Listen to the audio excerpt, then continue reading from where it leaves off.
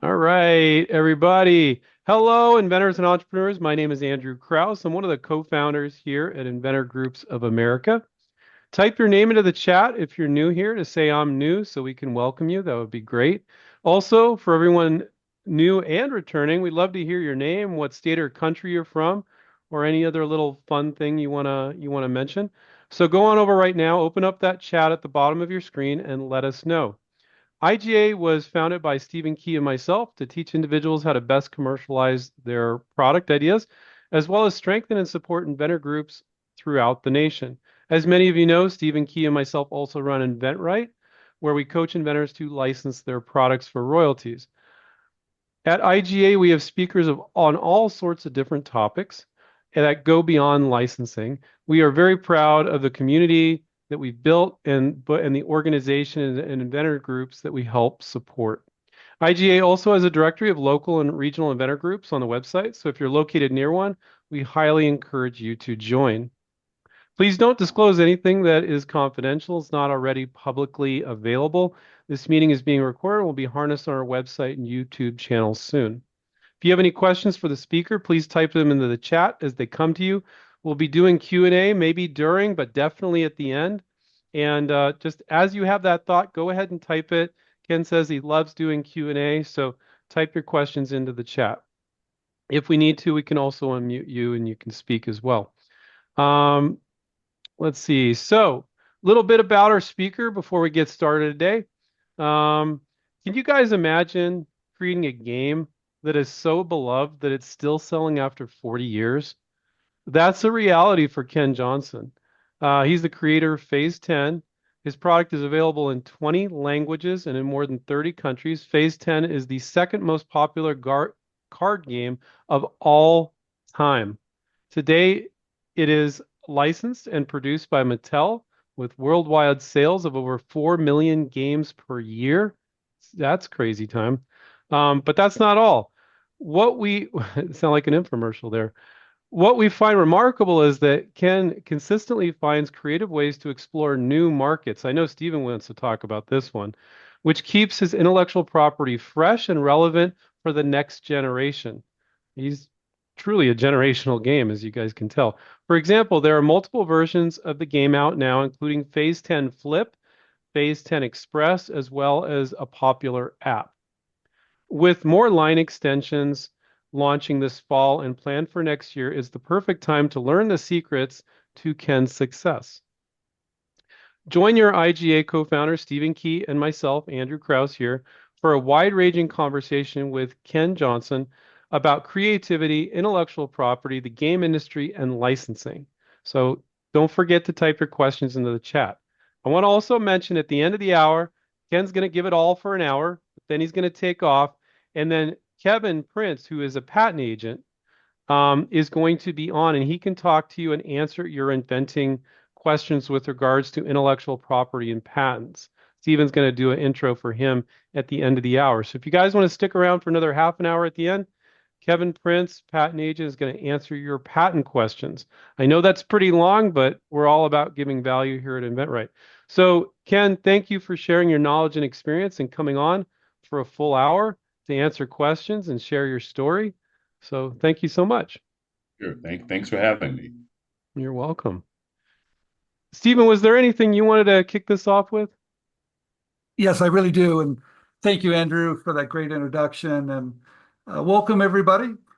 I see some old friends and I see some new friends there. And thank you so much for joining us tonight. What's really amazing about Ken, I've met him a couple times at some events, and he's the nicest guy you ever want to meet. And he's so kind to talk about his journey, and he shares, his experience with a lot of us. And I'm so glad he's here tonight. But he said something to me a little earlier before we started. He said, "Steve, last time I saw you, it was at the Michigan, their big yearly event." And he goes, "You were a rock star." And I kind of thought about it for a minute, and I kind of put a smile on my face, and I said, "Ken, that's nice for you to say that, but you're truly the rock star here. When you have a product that you created that is still selling today, probably better than it's ever sold. And you've been collecting royalties for 40 years and you found a way to keep it alive. You guys, that really sets him apart. You're not going to meet a lot of people that have done what he's done. In fact, most people, I think, that are doing this, you'd be lucky to have a year, 2 years, maybe 10 years is a long time. But 40 years, it's unheard of. So, Ken, thank you very much for joining us tonight. Sure. Thanks for having me, Steve and Andrew. I appreciate it. Okay. Um, I really want to talk a lot about how to keep something alive. But before we get there, did you ever think when you first came up with this game that it would be selling 40 years from that point? Did you even imagine that? Did you plan for that, or can you even plan for that? I think you can plan for longevity, but you first have to get it on the shelf, right? And so, my initial goal, though, I was very young when I started, was just to get the game on the shelf. My target was to put a game out there that would be an alternative to Uno. That was my goal, but I never imagined it would be going on for 40 plus years. I mean, back then, I'm thinking Monopoly was, the game that had a long legacy at that point and still does. And that was, way up there. It's just not something you imagine. You just hope to get 5, 10 years of royalties or sales and then hope you can move on or pivot into a new product. That's generally what's thought and how it usually works. But for phase 10 to do what it's done was something I never imagined. Did you play a lot of games as a child with your family? Is that how this all came about, that you were just someone that loved to play games? Yeah, absolutely. I created my first game, which was a baseball board game when I was 12 and played it with my family, my siblings for 7 years. And at 19, I decided to try to get that game into the market. And after a couple of years of, learning how this all works, I finally did get it into the marketplace and sold it nationwide to Kmart. When you were first starting out doing this, was there anybody there to help you, to teach you? I wish there were people around like you and Andrew, because no, at the time, I didn't know anyone who could help me with this. Um, you didn't have the internet, social media, anything like that. I had to do research the old-fashioned way, which is going to the library and trying to find books on, patenting and trademarks and that sort of thing. And I did eventually run across a gentleman, probably after a couple of years into this, where he helped me figure out how to produce my game myself. Okay. He was an independent game inventor, and he invited me to Chicago. He taught me how to source my components to my games, how to get the boards for the board games made. He taught me a lot, but I was very fortunate to run across him, and it helped me in publishing my baseball board game. So yes, I did have a mentor after working on it for a while, and I was very lucky to find that gentleman. But it wasn't easy. Just trying to find people. There's just so much information available today. Again, people like you and Andrew, great resource, invaluable service you guys provide. There's just access to information today is so much easier than it was back then. Ken, when you were doing this, did you have anybody that was supporting you, or did your friends and family think you were crazy? Yeah, so a little bit of both. My family, my immediate family, I was still living at home with my parents initially, and they were very supportive, very supportive. But friends thought, you're crazy. You're not going to make money off of games. Um, Very discouraging if I listened to them. But my immediate family were very encouraging. They thought, like most of your family, if you show them your invention, what are they going to tell you? They love you. They think it's the greatest thing since the toaster, right? So that's why when you're getting feedback, it's good to go with other people that will give you an honest opinion. Your family loves you, will tell you that it's great, and it could be great, but they're going to tell you that regardless. But you need to get feedback from people who can look at your product and give you an honest opinion. Back in the day when you were reaching out to companies, there wasn't the internet, there wasn't Zoom. How did you reach out to companies? Did you go to trade shows or did you just knock on their door, pick up the phone? How'd you reach out to them? Well, I didn't know anything about trade shows back then. So literally, I went to the library and found a Thomas Register. It listed all the game manufacturers, plus I looked at the back of boxes. So I found Parker Brothers, Milton Bradley, and all those guys, and just sent them a letter that, hey, got this new game. I did it the wrong way. You teach them the right way. And I've since learned the right way to approach companies, but I did it the wrong way. This letter was full of hype and just outlandish, possibilities, right? And it was very unprofessional, the way it really should be done. It was, relatively speaking, unprofessional. So, Ken, let me guess. Everybody will want one. yeah, everybody's going to want, we're going to make billions, not millions, billions. And so I've since learned that's not the way to approach companies, right? And I've consulted thousands of inventors like you guys, and I tell them, no, keep it short, very professional. All you want to know in that opening letter or introduction, whether it's a letter, an email, or something, is do they look at outside ideas? Okay. If they do, they'll already have a process, follow the process. That letter should not go into how great it is, how wonderful, how we're all going to make billions of dollars, because it comes off very unprofessional and they think they're dealing with a nutcase inventor. So you have to be very careful how you approach it. It's really interesting, everyone. Today we have these great tools. We have LinkedIn, we have email, and we have great tools that get to just about anybody. But back then, everybody write you back when you submitted it? Funny, yes, they did. I submitted, actually, I submitted to 2 or 3 companies, Parker Brothers, Milton Bradley, and I think Social and Ryder. They were a big company back in the day. And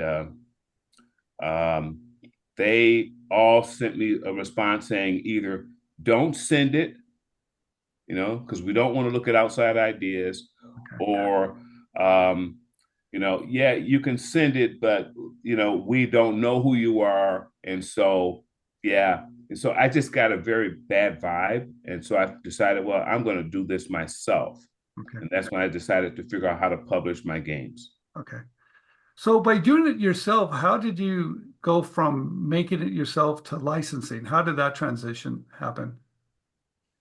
Well, I was selling nationwide to Kmart, doing great volume and a number of regional chains here. I'm in Michigan, so there are a number of regional chains here in the Midwest. I was selling the game to, doing very well, had been doing so, producing Phase 10 and a couple of other titles I had launched by then, another card game called Gotcha and Assumption. I had probably 5 or 6 games I was selling.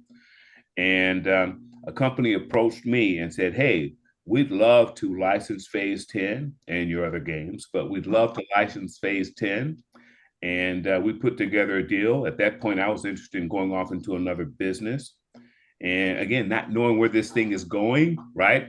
I can get out of the day-to-day production, collect royalties, and do something else. So I took that option. And that's how it started. Someone approached me. How did you negotiate the licensing agreement? Did you do it yourself or did you bring in a licensing attorney or a patent attorney to help you?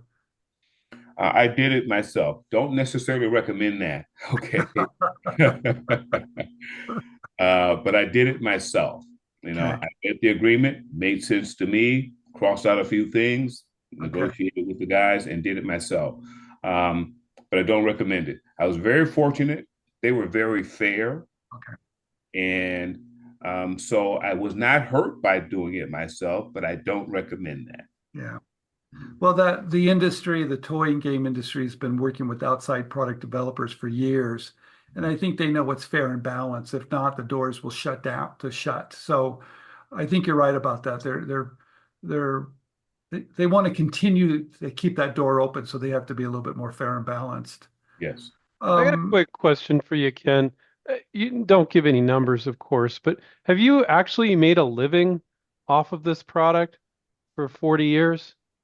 Yes. From the first year I started licensing, I was making enough to make a living from it.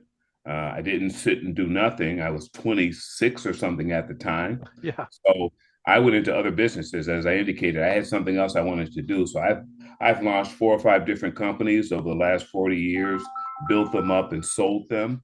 I'm busy now. I have a private equity firm that I launched 5 years ago, and we're doing great. We've made 5 acquisitions. We're working on 2 more right now. So I keep busy. I love business, and the game business was a way to get into business for me. Oh, But no, I've been able to make a living from royalties my whole life. In fact, I earn far more in royalties than I do in any companies that I own right now. let's talk about keeping it fresh. When did it dawn on you that maybe line extensions and doing stuff to keep it current or maybe keep it fresh? When did you realize you needed to do that? So I think the first extension to phase 10 was actually created by a third party, not my licensee, but a third party. It was the DICE version of phase 10. They actually came up with the idea for the DICE version and the concept, the gameplay, and so on, based on phase 10 and, of course, the brand. And this goes to why it's important to own a brand. I still owned all the trademarks and copyrights while I was licensing. So no one can produce my game. Even Mattel to this day can't change the color of the box or the word of the instructions without my approval. So I retained ownership of all that. So when this company came up with the DICE version, they had to come to me or my licensee and say, hey, I've got this new DICE version of phase 10. What do you think? We liked it and launched it. And it was in the market for about 20 years. So I was receiving royalties on a game that I didn't create, but because it was based off my game and using my name, they had to pay me. Nice. So that introduced me to the brand extension thing. And so I came up with Phase 10 Masters in 2000. It's been in the market ever since 2000, doing great. We sell it all over Europe. We don't sell it in its, we have a new iteration of it being launched next fall. Oh, I'm sorry, in the spring, Phase 10 Masters Edition. I think it will be in Walmart. And so, but we've been selling it in Europe for the last 20 years, 24 years. So it's done great. Came up with Phase 10 Twist a few in 2008. It's a board game version of Phase 10. Has a lot of the elements of the card game, but you're going around the board trying to accomplish various things. And it's been in the market since 2008, all over Europe, doing great. And so I have found that the way to keep the brand fresh and alive is a couple things. One, we change the package of the original game every 4 or 5 years. We just change the package so it looks fresh, new graphics, that sort of thing. I don't know if you can see, but on that shelf back there, there are 7 generations of packages of Phase 10. And then we create extensions so that it plays differently, but close enough to the original, but has a different appeal. Maybe it's a shorter version of the game. Phase 10 Express is a cheaper version of Phase 10. It only has 1 deck of cards versus 2. So we sell them in dollar stores. And actually, they requested, the dollar stores came to us and said, hey, we'd love to sell Phase 10, but the original is more, it's above our price point, our market. Can you come up with something less expensive? So Mattel comes to me and says, hey, Ken, can we come up with something less expensive? So I went to the lab, and after a couple of days, I came up with Phase 10 Express, and it was launched, and it's doing pretty good. So keeping it fresh, iterating, holding a brand, developing a brand is very critical, I think, to success. You have to have a brand. If you have a consumer product, try to develop a brand, a trademark, own that, because a lot of times a licensee will try to own that brand. But if you own it, then everything that comes off of it develops royalties for you. Yeah, I think that's a very good point, Stephen. So let's see, licenses to Mattel, and they're selling it, but he needs to retain the rights to use Phase 10 for these other versions, and they don't own the trademark. He does, and that's what you've done, right, Ken? Yes. However, Mattel produces them all under the same license, but they can't create anything new unless we have a partnership. So there's a partnership there because I still own the brand. So if they create something, they have to pay me. Nice. and they have to get approval per the agreement. So a lot of people haven't done that. I mean, I'm very detail oriented when it comes to this brand, and that's another thing I would say is very critical to your success. And I think you mentioned something about this, Stephen, earlier.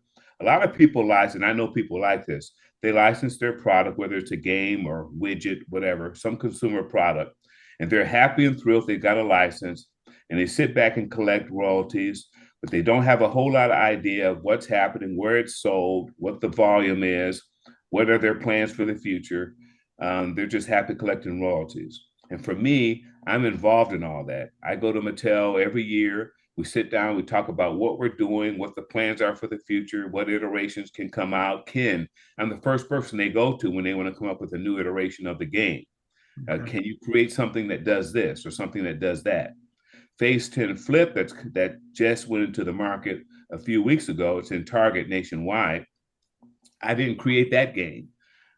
Someone on the Mattel side created it, but they came to me and said, "Hey, Ken, we got this new game. Here's the prototype. Can you test it? Tell us what you think. Give us your feedback." And so I did. I tested it for a period of time, took a bunch of notes, said, "Okay, love the game. It's awesome. However, we need to do this, make sure that, for instance, when a person plays a flip card, it's a requirement that everyone flips because it was unclear in their rules that they came up with. And so I needed to clarify the rules so that it was easily understood by the public. So my point is that yes, if you own your brand, you own your trademarks, copyrights, or patent, if you can retain ownership, it gives you a level of control into the future. Yeah, I want to talk about two things. Your licensing agreements today are probably a little bit different than when you first started out from a. Yes, yes, Okay. they've changed over the years. Okay. And you've gotten very good at owning trademarks and new improvements, all that stuff. So you probably have someone that helps you with that makes sure that's done pretty tight, Yes, pretty I have important. a legal counsel that helps. Yes. Okay. So very important to have the right people helping you behind the scenes. Mhm. Let's talk about the trademark for just a minute here. Mhm. I'm sure that trademark is probably good here in the United States, but other places of the world too. So you have a trademark worldwide? Is that Yeah. how that works? So there's a U.S. trademark, and then there's an EU trademark in other Okay. parts of the world. Yes. Okay. So you've got to keep that current, whatever you have to do, manage that as well. And Yes. let's talk about the copyright for a minute, because all these are everyone, if you're new to this whole world of innovation, creating ideas, you have these wonderful tools. Mhm. And these tools help you protect your creativity so you get paid. Okay. And that's Mhm. why we're having Kevin on afterwards to talk about how you can protect it in such a way that you're going to keep getting paid. Maybe not 40 years, maybe 40 years, maybe longer. I don't know. Mhm. But you have to have that. Let's talk about copyright for a minute. What have you copyright on your game? Is it the play of the game and do you copyright all the iterations? How does that all work? So yes, it's the play in the form of the rules, the instructions. Okay, Okay, you copyright the rules, the instructions, and in every iteration they have their own separate copyright. got it. Perfect. Yeah, and then Now, do you have the any other beauty of protection? copyright, they last a lifetime of the author plus 70 years, 70 years after they're Yeah, gone. we gotta talk about that, Stephen. I mean, a patent isn't nearly that long, and Yeah, so what's when wrong you with have that? a game, I mean, his kids are going to be collecting royalties or relatives or whatever because you can go well beyond it. Now, most games don't sell that long, but in his case, it's probably going to sell for another Yeah, but 40 years. what I have a beef with the USPTO then. I don't understand. I think patents should be lifetime, and I think everything should be lifetime, but that's a whole nother argument with the USPTO. Maybe we should get them online and ask them about that. Now, guys, that doesn't mean you guys are all going to copyright your ideas. The copyright thing is very unique to board games and card games. It's Right. not going to apply to 99% of other Books, inventions yeah, out there. books, music, art, Yeah. those things are copywritten.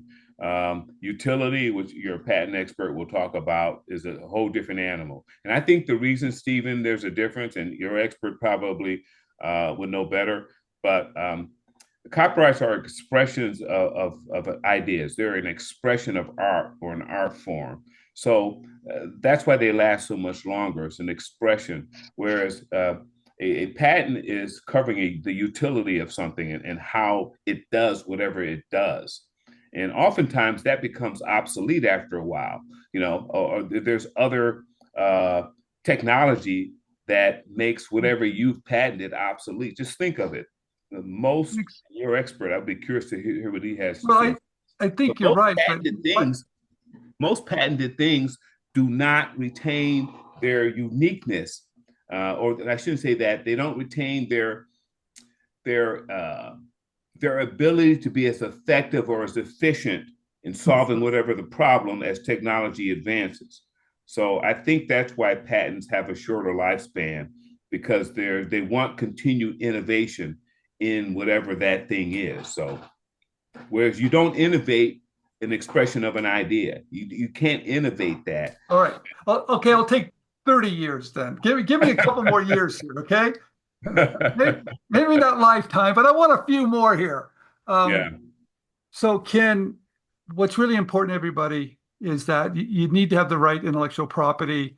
You're right. Some things will have a utility patent.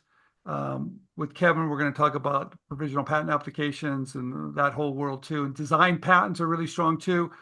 Do you have any other types of intellectual property? Did you ever file a PPA or any of that stuff, or it doesn't really work with the game? No. Now, some people will file for patents on games, Okay. particularly if they involve a device of some kind. Okay. Think Uno Attack, for instance. They would probably, if they could, I don't know, patent that device that shoots the cards out. So yes, you could do it for something like that. But when you're talking about a board game, basically paper and printing, that sort of thing, it's a copyright. Wonderful.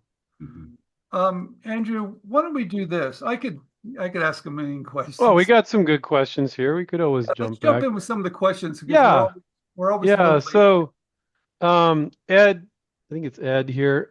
Thanks for presenting, Ken. What is the best way of establishing connections with the right people at the companies that will license your card game ideas? I understand and have experienced barriers to getting into the right people. Okay, so if you've got a game, actually, games is an industry that they're very open to new ideas. So if you go to Mattel and Hasbro, which are the two largest probably in the world, they too will say they will look at your idea, but the reality is they would prefer to take on proven products. So they prefer you go to what I call the second tier companies, which is anyone other than Hasbro and Mattel that publishes games. And most of those companies will be happy to look at your new game idea. They thrive on that. They live on that. Contrary to popular belief, most new games are innovated by independent game inventors, not the labs inside of the toy companies. They take their brands and iterate on successful brands. That's why Barbie has all these extensions and iterations of Barbie and Hot Wheels.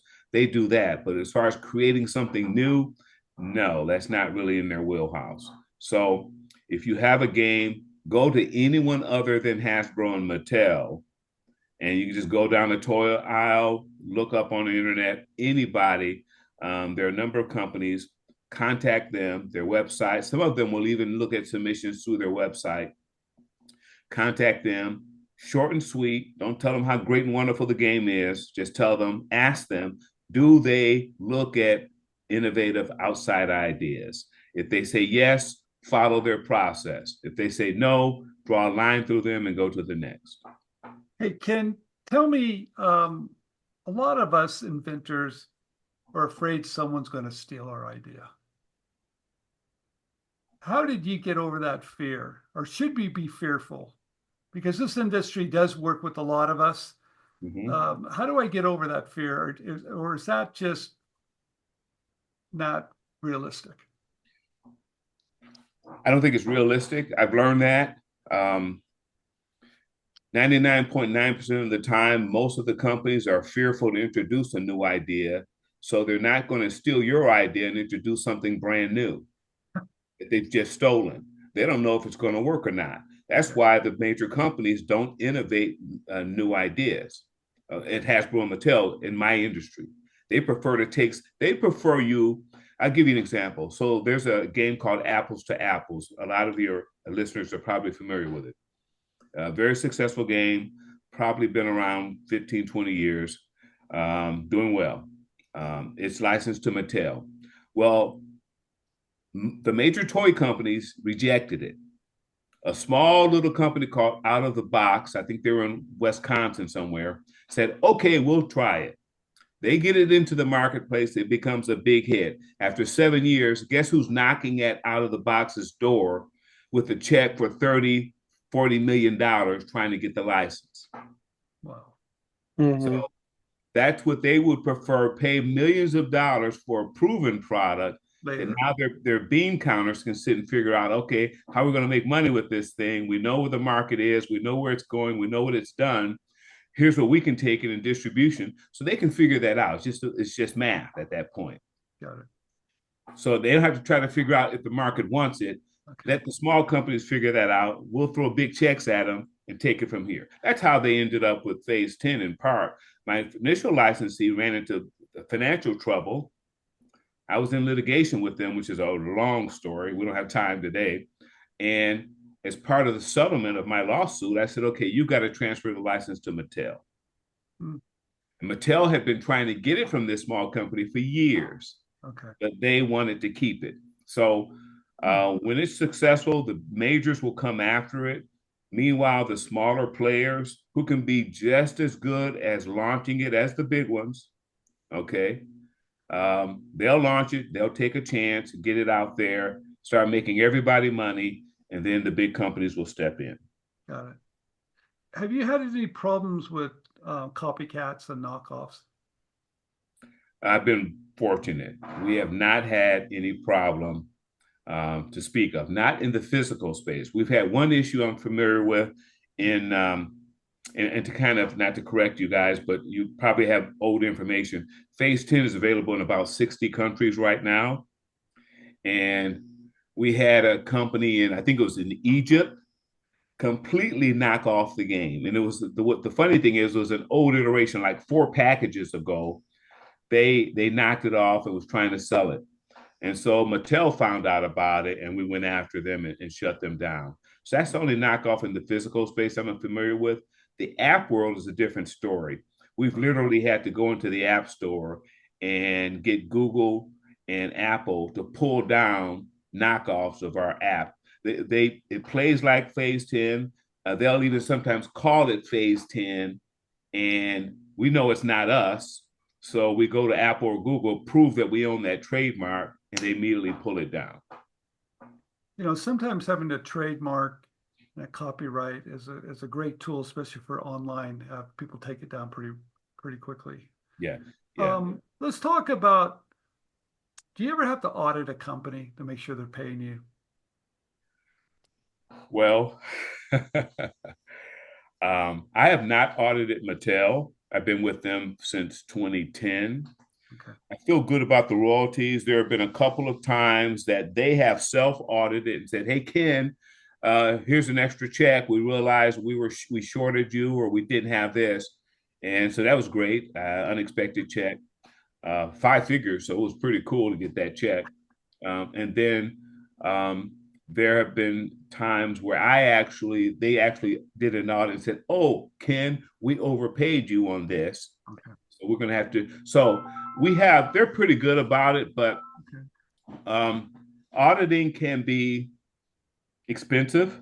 Yes. And I have not felt the need to, but I've reserved the right. I can go in once a year and do an audit. I highly recommend that every licensor has in their agreement the right to audit.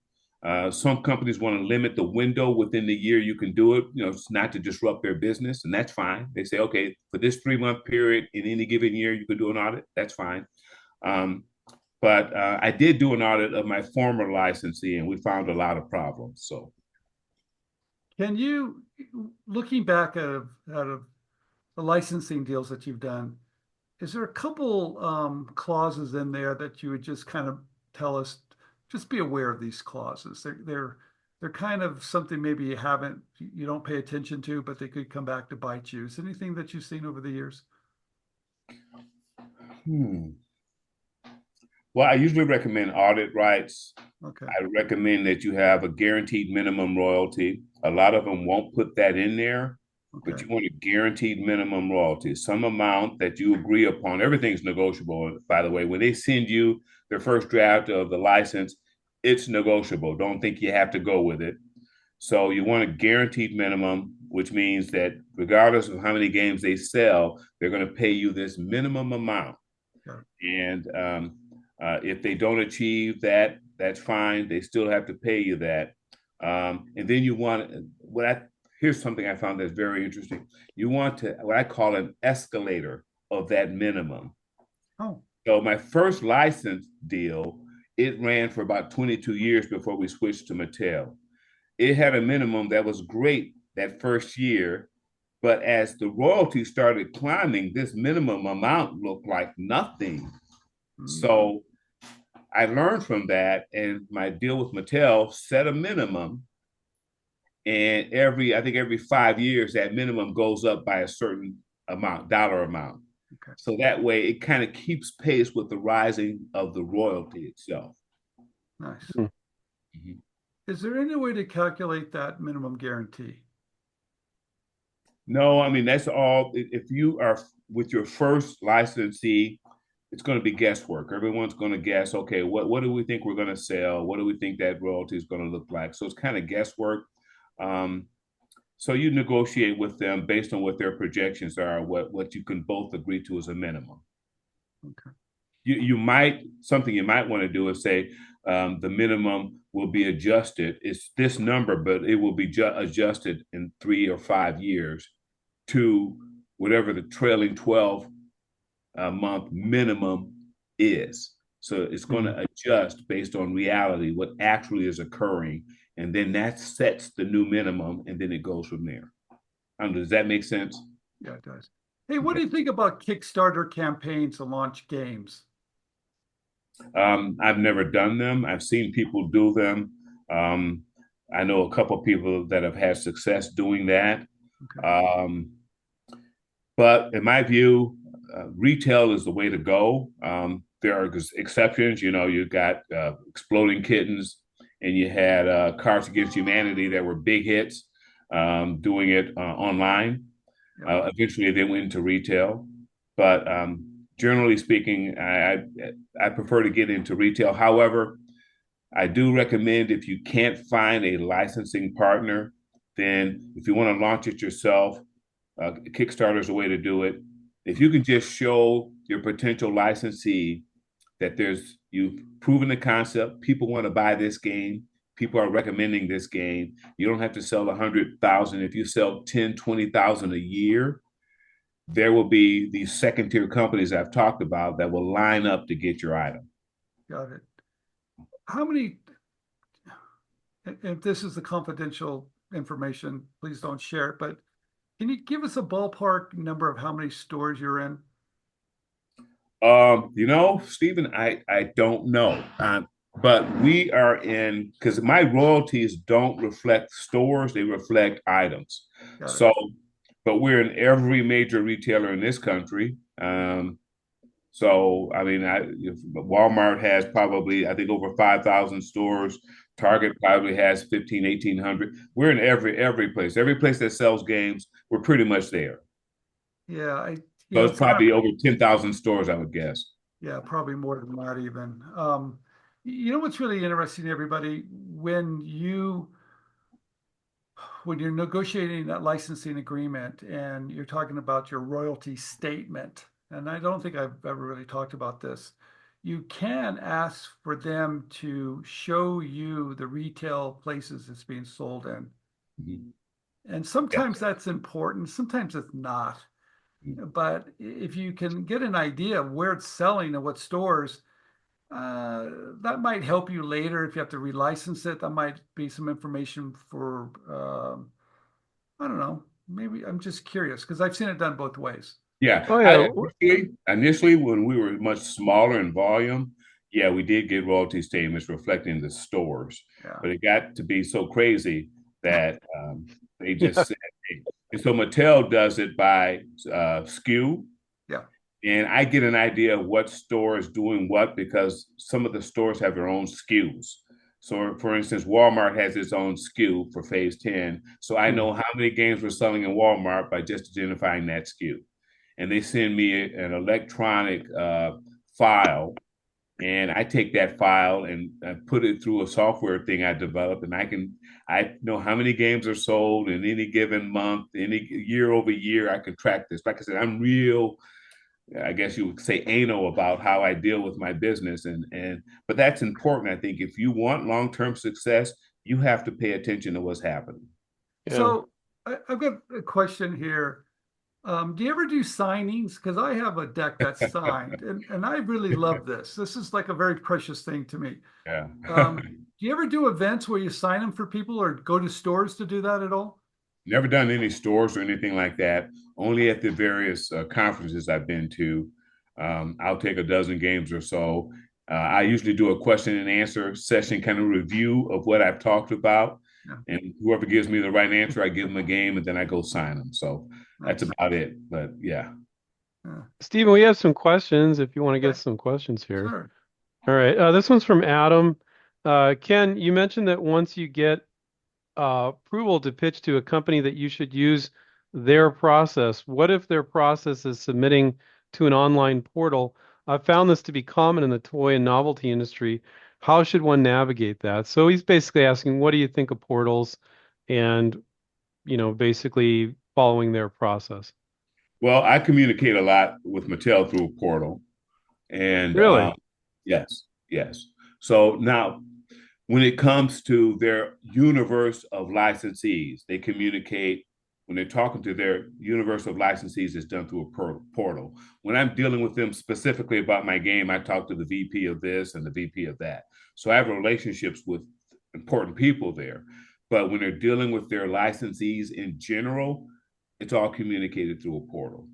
Um, and again, in this industry, a lot of them use portals, and I found nothing wrong with it.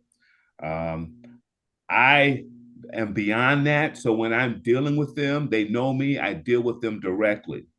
But people I know who are trying to get into the companies have gone through portals and been successful.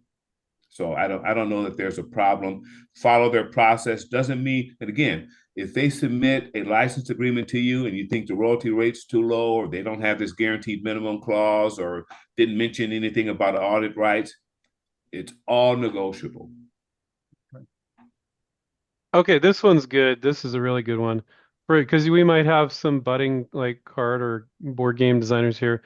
It's from Edgar. What trends in game design have you identified? You don't have to give anything up you don't want to. What are the trends these days? That's It's a a good very broad question, I know. That's a good question.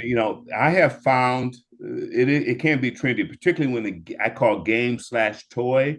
So there was a game called Pie Face that was really popular, and every company was trying to come up with some iteration of Pie Face.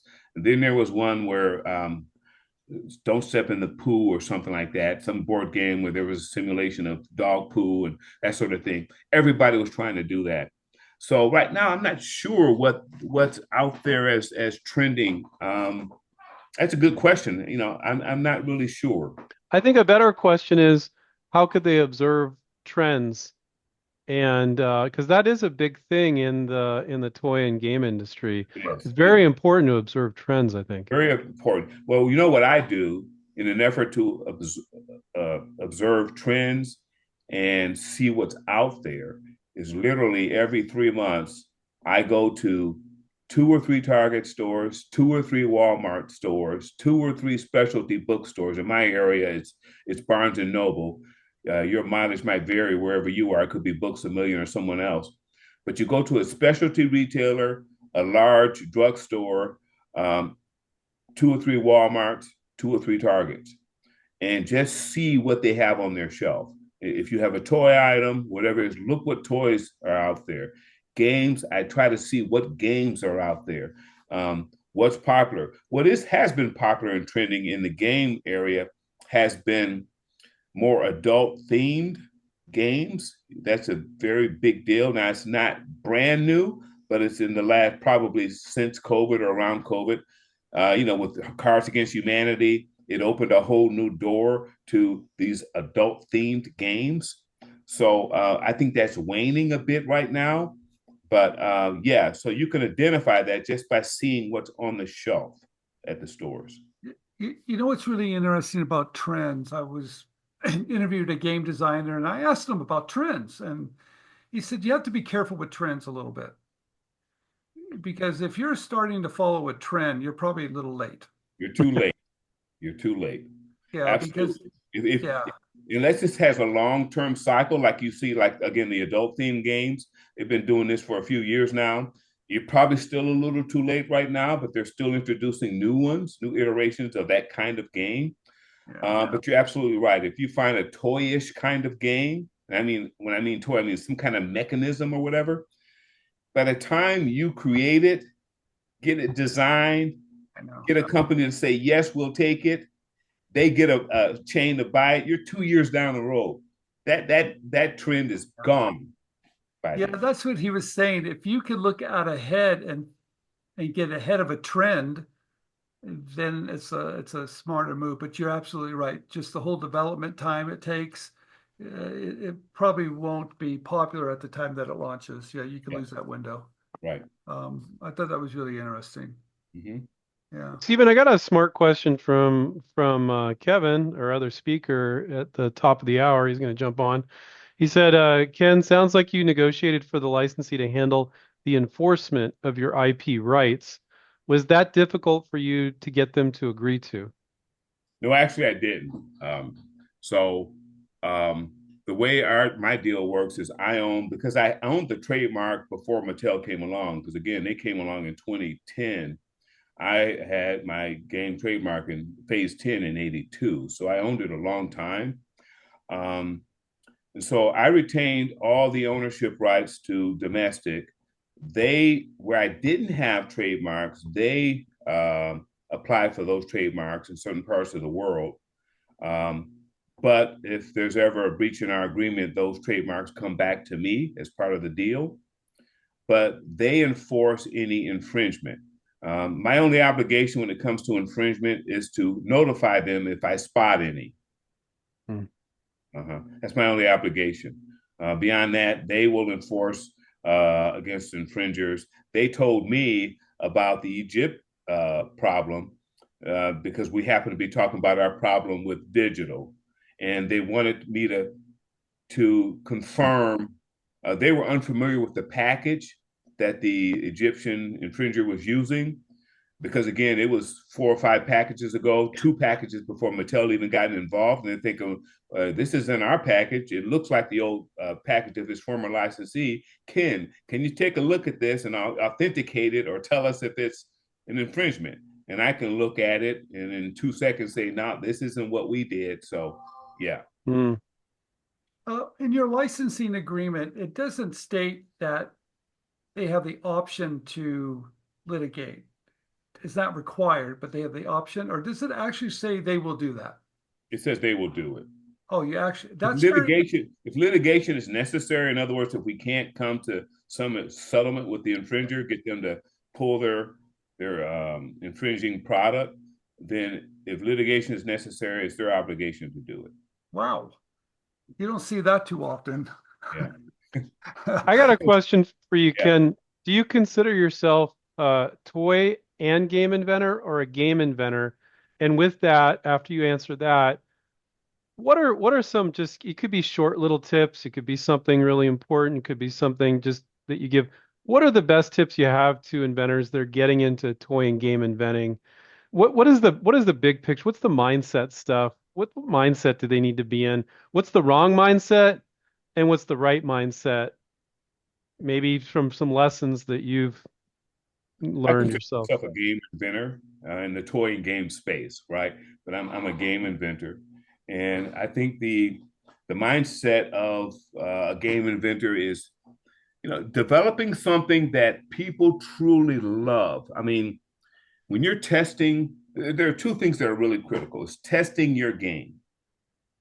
And that means, you got a game that, 4 players, you invite 4 people over to your house. It could be relatives. You could start with them, but you don't stay with relatives. Remember what I said earlier, relatives will tell you, hey, it's awesome, we love it. So maybe you start with relatives. Invite 4 family members to your house. Test it thoroughly. But part of that testing is testing the rule book, which is the most important part of developing a new game, are the instructions. The reason they're so important is you can't be in millions of households telling people how to play the game. So they have to be able to read the instructions, understand it, and play it according to Hoyle, the way you want it played. So you're testing the gameplay with 4 people, and you give the rules. You're not playing the game, by the way. You got a pad and a paper. You're sitting in the corner. You give the rules to one of the 4, not the PhD among them, but just the average person. Give them the rule book and say, read the instructions, teach the other 3 players how to play, and you guys start playing. I'm going to sit over here and watch. Okay.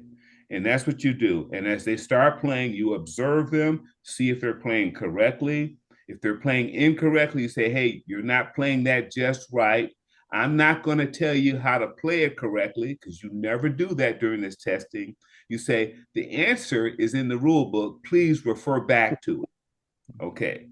And if a scenario comes up that they can't remember, again, refer them to the rule book. If something comes up during that testing that you don't have a solution for in your rule book, then that's why your pad of paper is there. You have to write out a solution to that scenario, and you revise your rule book. And then you test it again. And the next time you test it is with 4 people that have never played. Every time you test it, it's with brand new people that have never played. You don't ever play with any of them. You sit in the corner and you give one of them the rule book, say, guys, go at it. I'm going to sit and watch. So never play it with people you're testing with. Don't answer their questions. Refer them to the rule book. And if it's not in the rule book, you use your pad and paper, you come up with a rule, and you revise your rule book. And your game isn't ready for market until you've done all that. Hey, I've got one question, Andrew, before we give that was a great. That was you guys. If you guys are toy or game inventors, you need to follow that to a T. With Kent, did we lose him there? Oh no, he's down here. You jumped down there. Yeah, really great advice. Go ahead, Stephen. Yeah, no, before we say get all the thank yous and take a picture, I've got one question. Your game seems to just sell every year, every day. Is anybody using social media to show how people to play for the first time? TikTok, Instagram, any of those media platforms? Is it you? Do you hire somebody, or the company's doing that? Or maybe they don't do it at all. They don't need to. Yeah, they don't do it at all.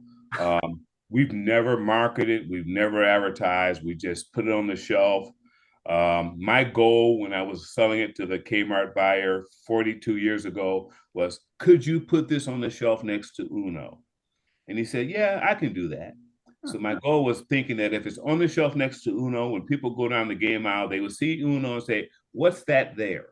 Okay. And they would try it. And that's why I said it's so critical about the instructions, the rule book. I play tested the heck out of it with my friends, because I made a mistake in my baseball board game I talked about. Never played it with anybody, put it on the shelf, didn't quite work. So test the rules. That's the most important aspect of it. It's got to work. People have to understand it. And you can go from there. Ken, you're the best. Great. Hey, guys, before we switch to, yeah, that was incredible. Good information. Let me hear. Yeah. Come on. Yeah. Awesome. Awesome. So, hey, our social media manager is going to give me a hard time if we don't do a family group shot. So if you could give a thumbs up or a wave and a smile, I'll take a couple pictures here. So if you guys could do that, that would be great. There, I got page number 1, and then now page number 2. And then the other pages, we don't have people on video. So we got 4 pages here. All right, good deal. Thank you, guys. Okay. I think thanks for having me, guys. I think I don't know if it's time for me to take off, but I appreciate the opportunity to share. I love doing this, Steve, as you know, and so this is great. And I love answering questions. So You're anything such I a can do, I'm Yeah, glad. you're such a giving person. Thank you so much. You guys, if you could put your thank you notes in real quick, we like to collect those. We'll send them back out. Uh, Ken, you're the best. Thank you Oh, so much. something I didn't mention. I have a book that goes into a lot of things we just talked about. It's on Amazon. It's called The Simple Plan: 6 Easy Steps to Make Millions from Your Ideas. So I Sure. break it down to 6 steps. It doesn't matter if it's a game, a widget, doesn't matter. You follow these 6 steps. It helps you Do get you the have game. that book? Do you have that book someplace in your office you could put it I up, show do. it? Let me see it. So it's called the Simple Plan book. So I put that into the chat. This is Ken Johnson. So if you guys could, Let's see it. Let's see it. yeah, there you All go. right, there it is, you guys. Cool. Thank you, Ken, for showing that, and thank you for your time. Sure. Thanks for the opportunity to help. Love doing it. Good luck to you inventors out there, and hopefully we'll see you on the shelf someday. And Thank you for so those much. of you, I know this is gonna, yes, for those of you, I know it's gonna mean a lot to Ken. So he took an hour of his time to inspire you and give you advice. If in the chat you could type something besides thank you, type something a little more personal, Oh, come that would be on, Andrew. great. Like, and your name, that would be great, and we'll send that over to Ken. So you got plenty of time to do that because we'll be hanging around here for half an hour with Kevin. So All right, Thank take you, care, Ken. everyone. All right, bye thank you, bye. Ken. Bye. Hey, before we start, I just want to do a couple shout outs to some of the people in the audience. We have one of our coaches there from inventRight, Carl, all the way from Australia. Thank you for joining us. We also have another superstar here. Rick, raise your hand. There he is right there. I think he's selling you're selling millions now, right? I mean, of your product, the Great Plate.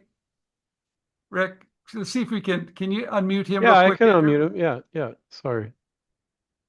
Also a former IGA speaker too. Yes. How Thank you you, doing, Stephen. Rick? Yeah, we just went over 24 million units. Wow. You guys, we have to have him back on to talk about how he's doing it. He's got a lot of different products. He's killing it out there. He knows how to do it.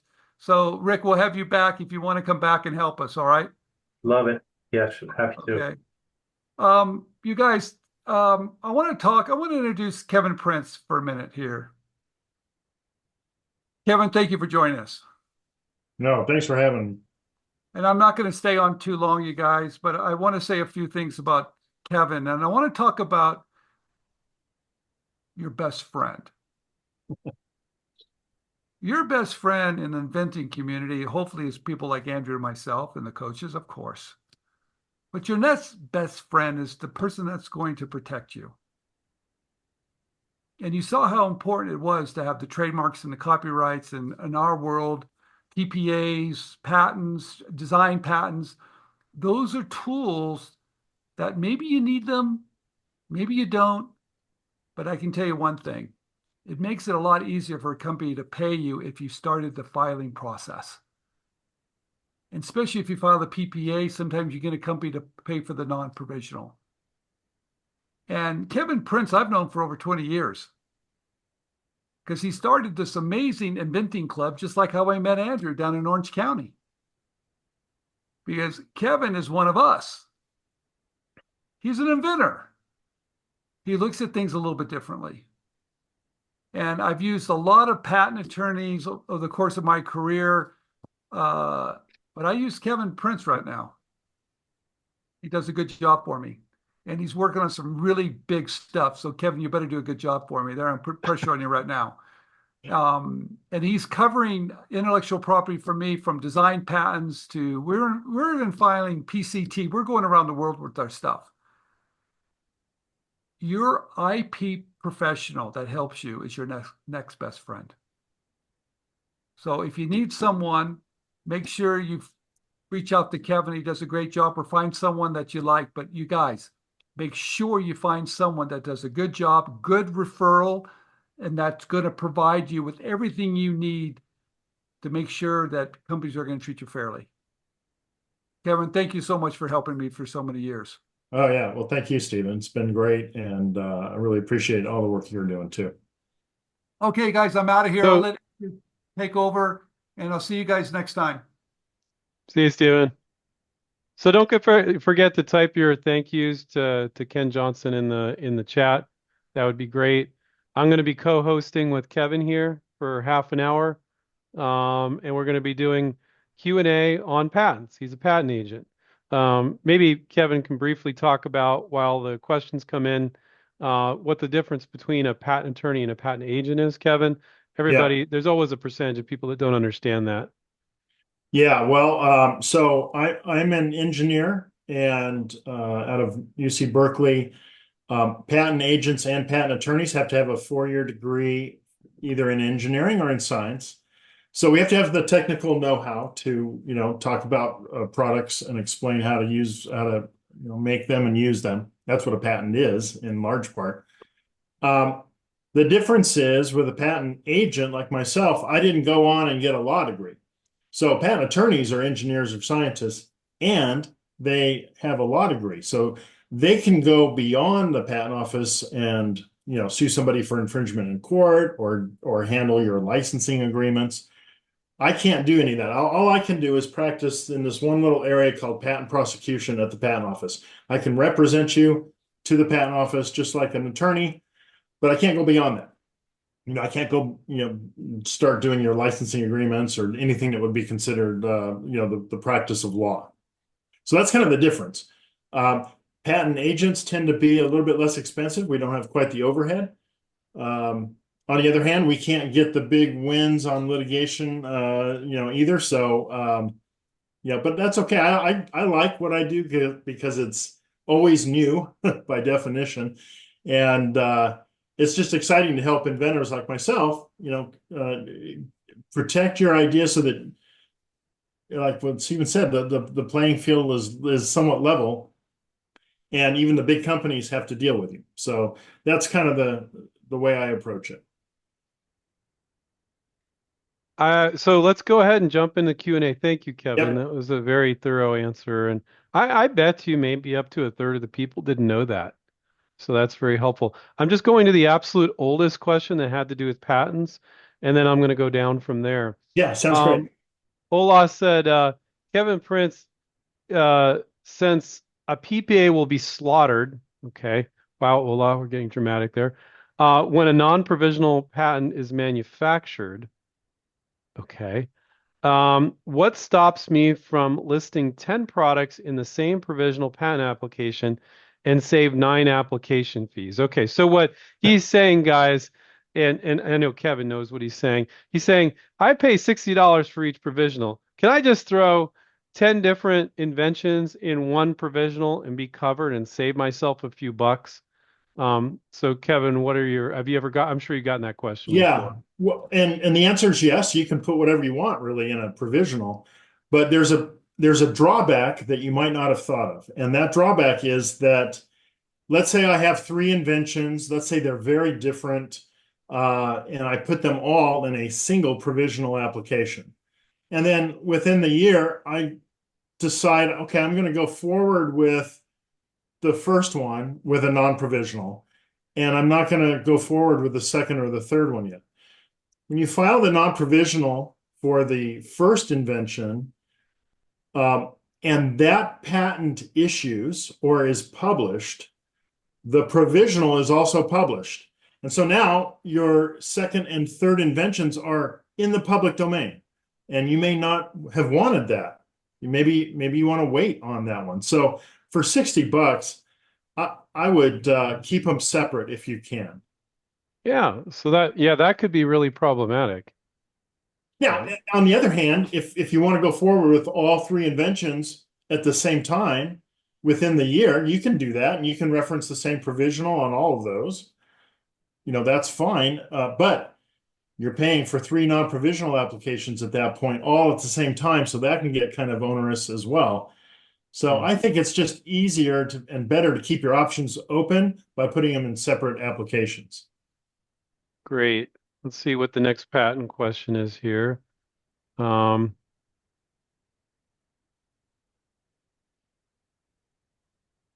let's see. Let me just say, by the way, Ken's wisdom on his answers was just off the charts. I mean, he has obviously really gotten into that, and he knows a lot of stuff. So I would definitely pick up his book and watch this again, watch his presentation again, because you'll pick up some more nuggets, I'm sure. Yeah, I would like to make a really quick comment on that. So I don't want all you guys to think that you're always going to be licensing a trademark and a copyright. Copyrights are really pretty much for board games, card games, games, and it's very, very strong. So I'd actually make the argument it's stronger than a patent. It won't apply to most of your consumer or industrial products at all. It's specifically to board games, but not only does it last a lot longer, but you can just compare them, right, Kevin? You can go, well, these are the Well, rules here, and look, yeah, this company in Egypt, they just copied the rules, like the violation. copyrights are really strong for things that are of an artistic expression, Hmm. because that has longevity, right? But like Ken was saying, a widget 20 years from now might be obsolete. And the interest of the government is to promote progress. And the way they do that is they let you spill your guts in a patent application, explain exactly how you make your product, and then they give you a monopoly on that for 20 years. But the hope is that 5 years later, some other smart inventor is going to say, you know what, I can improve that. And they get their patent on their idea for 20 years. And that's how progress happens. So that's kind of the Hmm. idea of why the patent office even exists. It is separate from the copyright office. And also to Ken's point, the way you should think about patents is that 20 years, or in the case of design patents, 15 years, that monopoly that you have for that period of time should be spent building your brand. That Phase 10 brand is far more valuable than a patent ever would have been on that game. And same with Monopoly. Monopoly was a patent, but when it expired, people could come out with a very similar game, but they couldn't call it Monopoly, right? And so that brand name is what you're really trying to invest in for while you have the patent in force, because the trademarks can last forever. You just renew them every 5 years or 10 years, and how long has Coca-Cola had their brand? 100+ years.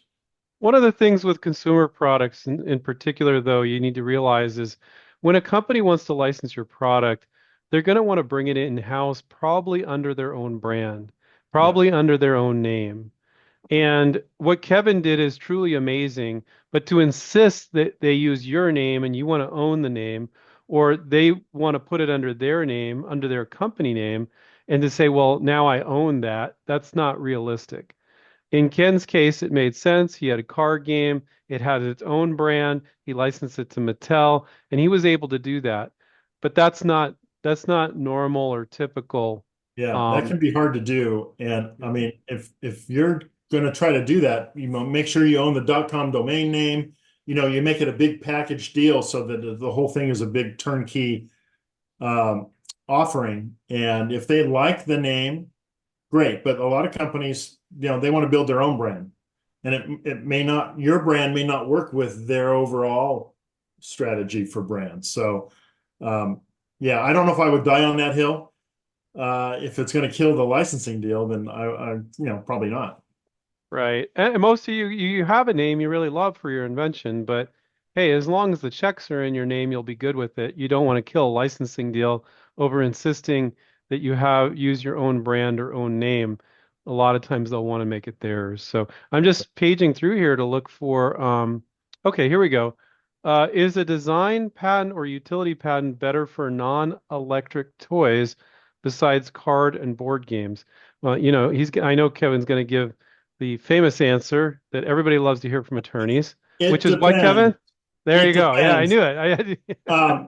Yeah, and no, but you're right, Andrew. That's the case. And here's the kind of the interesting thing. In I believe it was 2013, there were two Supreme Court cases called Bilski and Alice, which actually made it more difficult to get utility patents on games.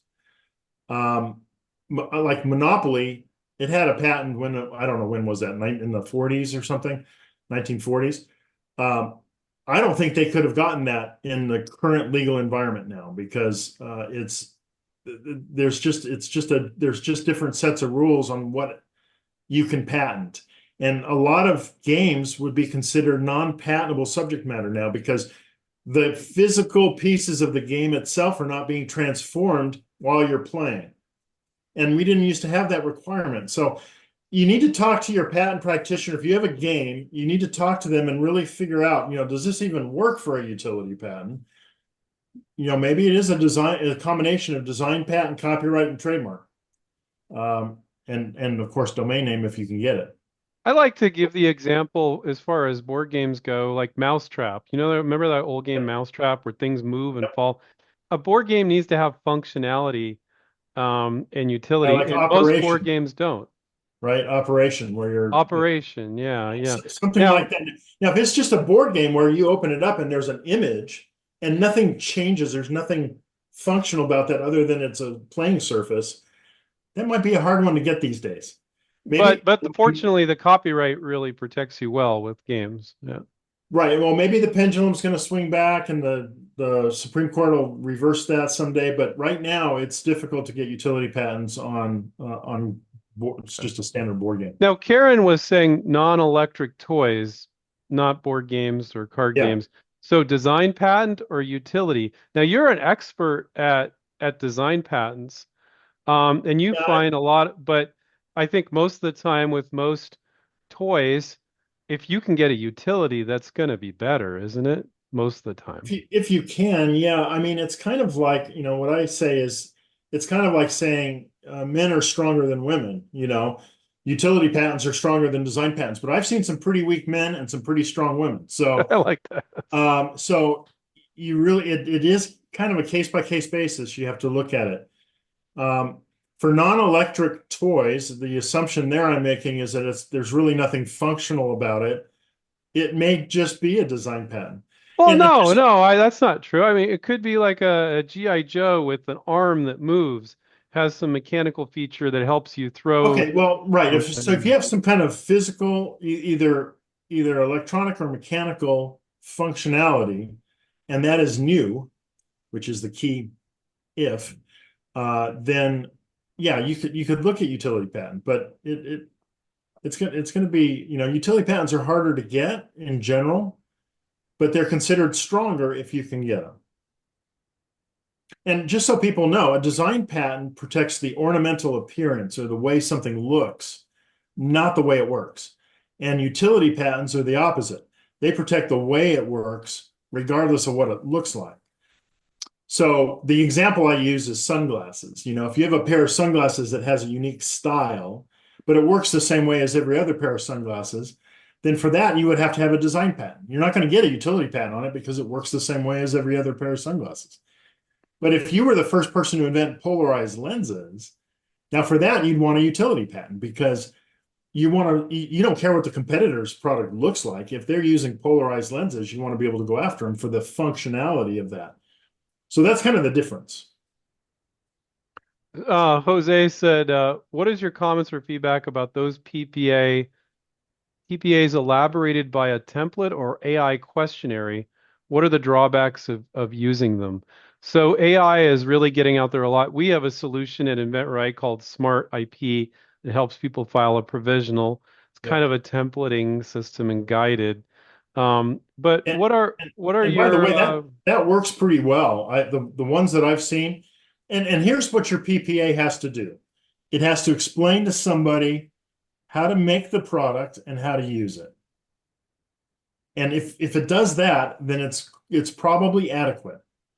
Now, if you're writing your own using one of these templates or you're writing your own provisional application, great. I say do it, file it as soon as you can, get a filing date at the patent office, but then don't rely on it. Show it to someone like me or your patent practitioner so that we can make sure that it's doing what it's supposed to be doing. Mhm. I've known some inventors, they'll file their provisional and they're really concerned about it. I'm like, just go out and try to license it. And then when they get interest, I say, well, the first thing you do is not showing them your provisional patent, it's talking about the product. You could still have an attorney review it, like you, Kevin, before they show it to a company. And you might go, let's fix this. Let's file another one before you show Right. it to them, and then you show them the better one, and you got the original date from the first one and next date from the next one.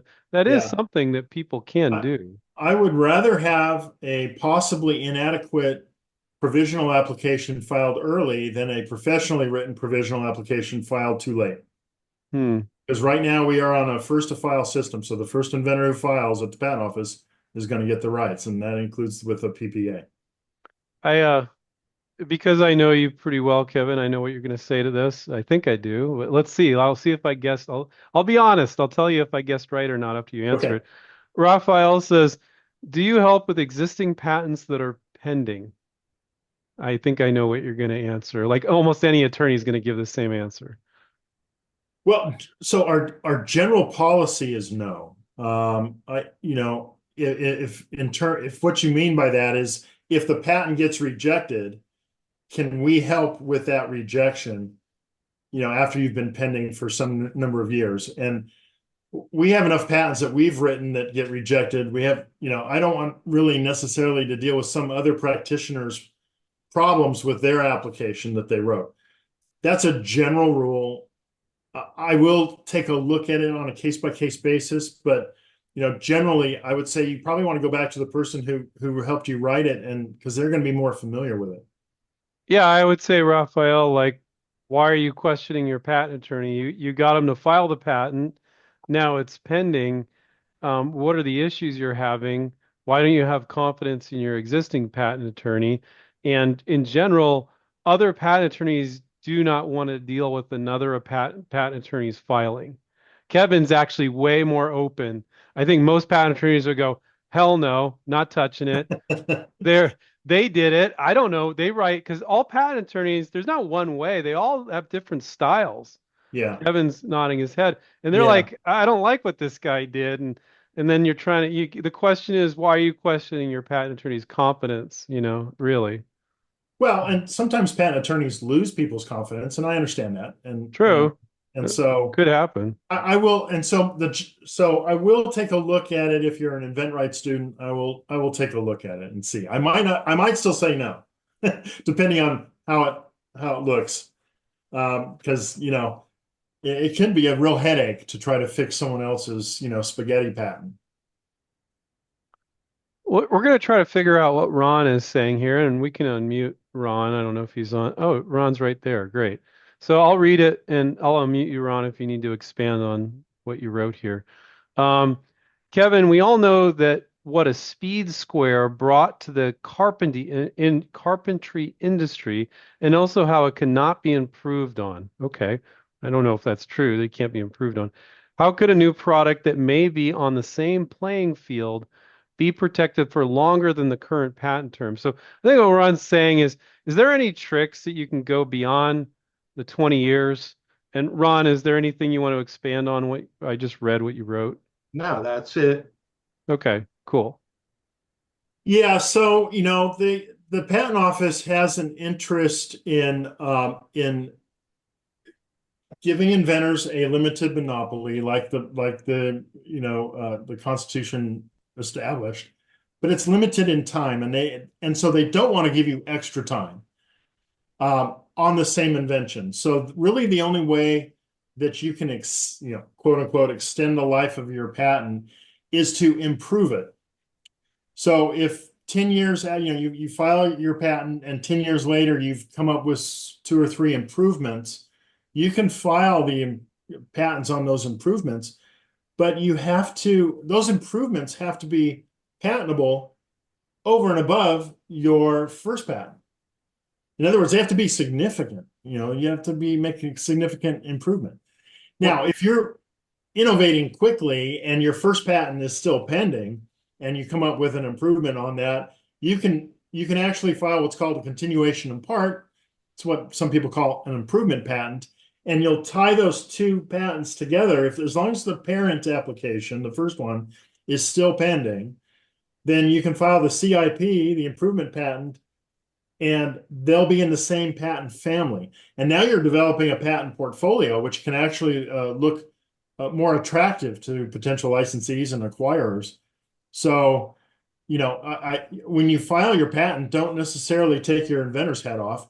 Your competitors are going to be looking at this thing like, how do we get around this patent? Well, you should try to be your own competitor and beat them to the punch with the CIPs. And if you can have 3, 4, 5 different patents in that family, that begins to look like a pretty hard hurdle for a competitor to get over. So again, talk to your patent practitioner about what you have. If it's too late, if the patent already issued and you don't have anything pending, then your improvement has to be patentable over and above what you did before, because your previous patent can be used against your new one, even though it's the same inventor. That's why I use the speed square as an example. How do you improve that? You can't. You've got to be the inventor. I don't know. Maybe there is a way. Well, I'll give you a more common example, Ron, is you license a product to a company, it's selling really well, right? It's been selling for 3 years, let's say. You're getting royalties on it. You as the inventor, it is your job, and you're slacking off. You're not being a Ken Johnson that was here earlier if you don't do this. You're thinking, forget about patents for a second. You're thinking, what's the next version? What's the next version a competitor could knock mine off and start hurting my royalties?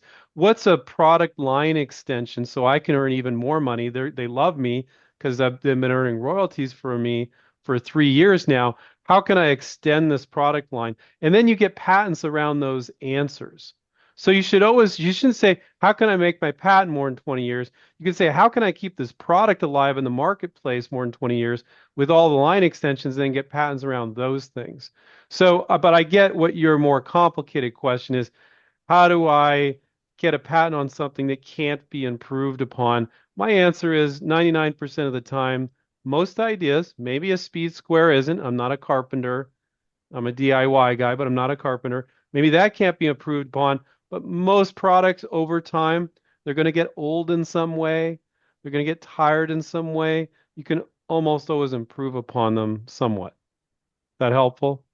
Yeah, no, that's very helpful. It's just that my idea is limited to such a small space in actual square inches that I don't think it could be improved on.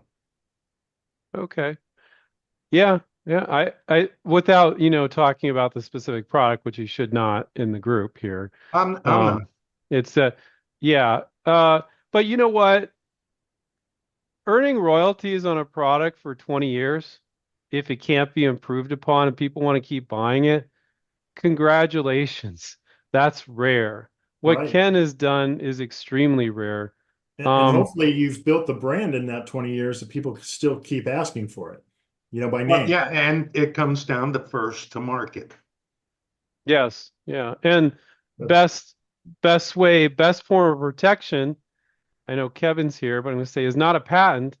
It's licensing to a really big company and bringing it first to market, and them having incredible distribution and just crushing all the competition with their pricing and their marketing and their branding. And enforcing the IP rights, And doing that too. Yep. When they send you a cease and desist to somebody that's infringing, they're going to listen to that big Mattel company, but some other rinky-dink company, let's say you're making and selling it yourself, they might not really listen. So all they need to do is send a cease and desist, and people listen usually. Let's move on here. Thank you, Ron. That was a great question. Thank you. Thank you.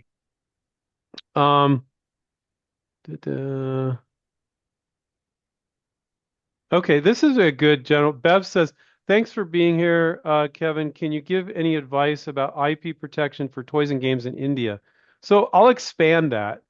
Can you explain? I know there's some people here that don't understand, patents protect you in the countries in which you have them. But can you go ahead and answer Bev's specific question for protecting toys and games in India, and then speak generally about patents around the world? Well, I'm not registered in India. I don't know the particular rules there. Every country has their own patent laws. So, you would probably want to have an Indian patent attorney to see if they're equivalent laws, with the United States. I can say the general way that you protect your product internationally is you file in your home country first, and then you have a year under the Paris Convention to file in your foreign countries.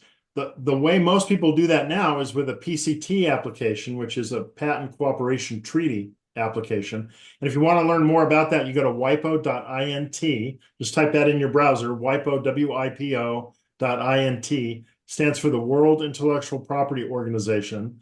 They're kind of trying to be the worldwide patent office, and they're doing a pretty good job. And then you can learn about the PCT application for utility patents and the Hague Agreement for design patents. And I think they also do the Madrid Protocol for trademarks, but I can't do Okay, so. Kevin, I have a great idea. This is a billion-dollar idea, Kevin. Okay. I want to patent this thing around the world. What does that cost?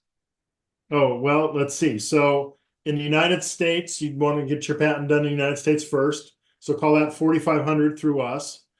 Then to file a PCT application within a year, that's about 3,000. And then you have an additional 18 months to figure out what countries you want to file in. I like to think of the PCT, it's kind of like a worldwide provisional application. And it gives you an additional 18 months beyond the 12 months. So 30 months total, 2.5 years, to figure out what countries you want to file your national stage applications in. $4,000 to $5,000 per country, depending on if you need to translate it from English into Japan or something, right? Japanese, or whatever language that they require. Europe is a regional patent. There's a new thing called a unity patent, which covers all the countries in Europe, and that's like 16,000, I think was the last time I heard. That does not include the UK, which is another 4 to 5, right? So it adds up. I mean, it's certainly expensive, and you want to pick your countries smartly. You don't want to just go every country. You can't afford to do that. No one can afford to do that. So there are countries where your market is just not going to be big enough to justify the expense of the patent in that country. Yeah. So that's where you have to. Well, when even large corporations rarely file, a lot of them they just file in the U.S. Maybe a few select countries, many of them don't. What does that tell you guys? Yeah, they'll file in most of the big countries, and by big I mean the big economies. But yeah, you're not going to get a lot of patent filings in the smaller countries. Yeah, but anyway, most of you can't afford to file around the world. Most of the time, it's not necessary. That's not legal advice. You have to determine what's right for you. And by the way, just because you don't have a patent in Zimbabwe doesn't mean that you can't sell the product there. Yeah, you can. A patent is not a license to make and sell something. It's a license to stop someone else from making and selling something. So you can sell all day long in Japan if you don't have a Japanese patent. You just can't stop other people from copying you in Japan if you don't have a Japanese patent. Right. And I'll give you an example, and then we'll jump on with you, Lori. I know you typed something in there. We'll let you ask it just of Kevin. We had this member of ours in inventRight that had a U.S. patent, and actually they just had a provisional. And this company that they were working on licensing to, they sold about 70% of their product in the US and about 30% in Europe. And they said, we'll do a licensing deal with you. We'll pay you for this, but we're not paying you in Europe. You don't have a patent there. And I simply told them, I said, well, this solution's easy. Tell them if you want to be able to sell this in the US, you have to pay me in Europe too. I don't care. I don't got a patent there. You guys are probably going to file there anyway. And they're like, oh, okay. So this person got royalties in Europe. The company sold in Europe, most of their products in the US, and they didn't even want to file. They were just trying to come up with an excuse not to pay him, but he leveraged his US patent to get him to pay him in a country. Kevin's right. It's just doesn't mean you can't sell it. If you hit all the big markets, you're going to lock up 80-90% of the world's markets, Yeah. Yeah. So let's go to Lori. Lori had a very specific question, but hopefully it helps other folks too. Go ahead, Lori.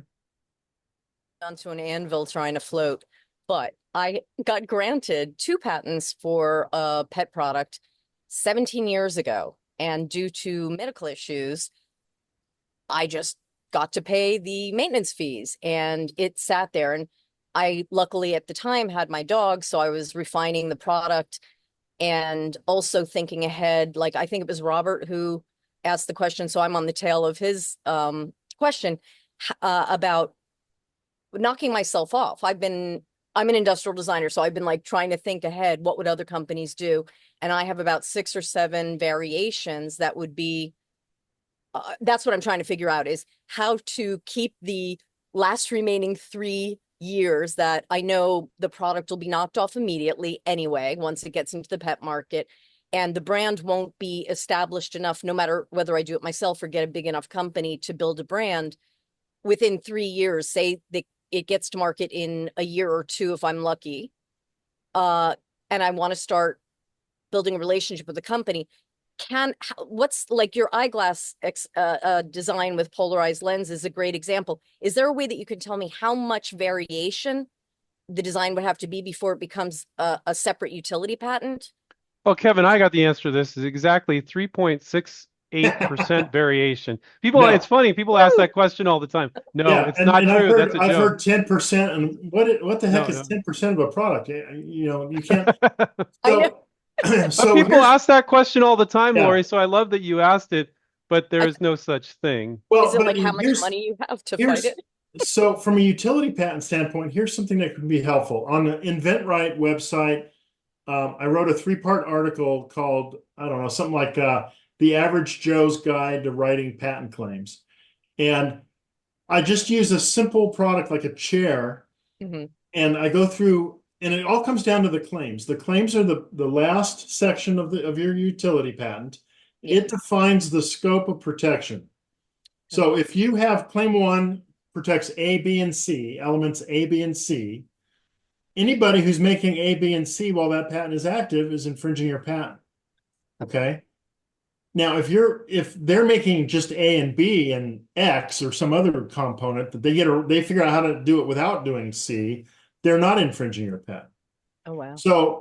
So your patent, original patent, say it had A, B, and C, and now you're adding like D and E and F. You can do that, and if D, E, and F are patentable by themselves, you can get a patent on that, but it's going to cover A, B, C, D, E, and F maybe. Okay. So it's going to be very difficult for you to protect the original one after your patent expires. Okay.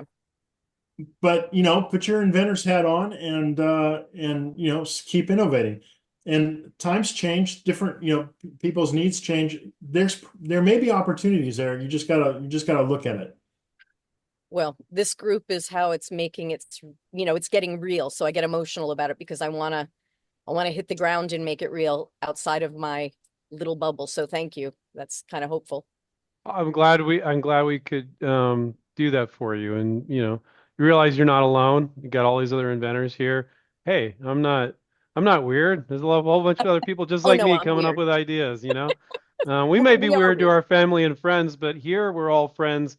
We're all creative people, And thank you for the Zoom. struggling with the boring business side of things to try to get your product to market, right? It's not boring to us. That's Yeah. what's cool. Well, no, I'm not talking about the inventing part. I'm talking about the business side. Yeah. A lot of people, they're like, oh, now I got to go from just coming up with ideas to actually working on them and doing the work. That's a hard Hey Andrew, transition. I hate to interrupt, but I'm Yep. I'm on a hard deadline at 6. I got to be at a place 30 minutes away in 20 Great. minutes. Yeah. Okay. All right. So guys, So let me just I'll just put in the chat how to get a hold of us. I put in quick patents a couple times. Okay, good. Yeah, I'm willing to do a quickpatents.com. free 30-minute consultation with anyone to get you pointed in the right direction, even if it's away from us, that's fine. Happy to talk to anyone. Good. Okay, everybody, take care. Keep inventing. And if you want to visit Kevin on quickpatents.com. See you guys. Thanks, guys. Bye. Appreciate it. Bye. Hey, Andrew. Yeah. Oh, before you go, I just want to say thank you for creating the Zoom room. What is it called? 24/7. Yeah, if you're an inventRight member. Yeah. Yeah, I think Yeah, that's yeah, great. that's kind of a trip. I have to give Stephen credit for wanting to do that. Sometimes people weren't understanding it. They show up, there's nobody in here. It's like, well, it's a place where inventRight members can get together. I think it'll So pick up. I think yeah, people. I think it's fun. At least a place where people can congregate. If they're Yeah, inventRight members, hey, I'll meet you in that Zoom room or something. So thank absolutely. you. All right, Yeah, guys. You guys. Thank you, everybody. I'll send your thank yous to Ken. See you guys. Bye.